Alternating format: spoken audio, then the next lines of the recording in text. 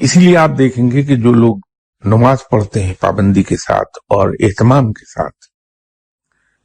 وہ عام طور پر ذہنی طور پر پریشان نہیں دکھائی دیں گے آپ کو. ان کے اندر ایک عجیب سا سکون اور ایک عجیب سا ٹھہراؤ آپ کو ملے گا. وہ جو خشوع خضوع ہے وہ امپورٹنٹ اس لیے ہے، اگر دنیاوی اینگل سے صرف آپ بات کریں، کہ وہ جو رابطہ ٹوٹ جاتا ہے دنیا کے ساتھ، دنیا کے تفکرات اور دنیا کی پریشانیاں اتنی دیر کے لیے نہ صرف ختم ہو جاتی ہیں، بلکہ ایک ایمان نئے سرے سے تازہ ہو جاتا ہے دل میں، کہ ہمارا رب موجود ہے جو ہمارے مسائل حل کر دے گا، ہمیں ان پریشانیوں سے نکال لے گا.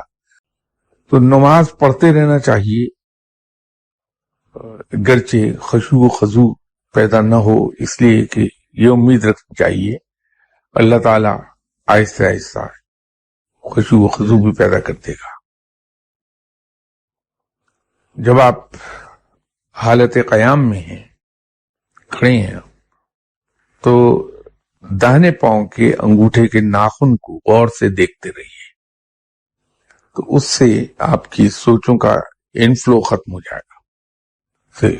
کنسنٹریشن بڑھ جائے گی، امپروو کر جاتی.